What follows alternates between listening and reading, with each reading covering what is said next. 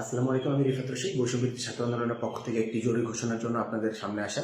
তো আপনারা সকলে অবগত আছেন যে আমাদের যে বিশিষ্টজনরা রয়েছেন তারা হলো 24 ঘন্টার আলটিমেটাম দিয়েছিলেন যে আমাদের ডিবি অফিসে যে ভাইদেরকে নিরাপত্তার অজুহাতে আটকে রাখা হয়েছে তাদেরকে যদি ছেড়ে না দেওয়া হয় তাহলে হলো গিয়ে তারা ডিবি অফিসে গিয়ে তাদেরকে নিয়ে আসবেন। 24 ঘন্টা শেষ হয়েছে কিন্তু তাদেরকে ছেড়ে দেওয়া হয়নি। তাই আজ দুপুর 2:30 বাজে আমাদের যে বিশিষ্টজনরা রয়েছেন তারা হলো গিয়ে আমাদের ডিবি অফিসে যাবেন এবং আমাদের ভাই এবং বোনদেরকে ছাড়িয়ে নিয়ে আসবেন।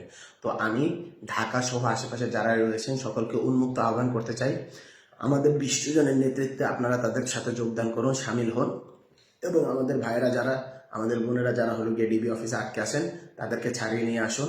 অন্যায়ভাবে যাদেরকে আটকে রাখা হয়েছে তাদেরকে ছাড়িয়ে নিয়ে আসুন। আমাদের এই ভাইয়েরা, আমাদের এই নেতৃত্বরা, এরাই আমাদের আন্দোলনের শক্তি, এরাই আমাদের আন্দোলনের স্তম্ভ। তাই তাদেরকে ছাড়িয়ে আনার জন্য যত কিছু করতে হয় আমরা বিশ্বাস করি বিশিষ্টজনরা সেই সব কিছুই করবেন।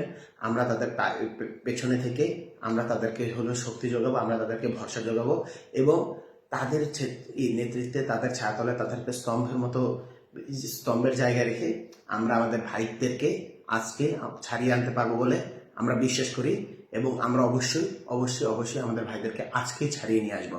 তাই বিশিষ্টজনদের পেছনে একত্র হন, তাদের সাথে সামিল হন, যোগদান করুন এবং ডিবি অফিসে অন্যায়ভাবে আমাদের ভাই, আমাদের বোন যাদেরকেই হলো গিয়ে আটকে রাখা হয়েছে তাদেরকে উদ্ধার করে নিয়ে আসুন। ধন্যবাদ।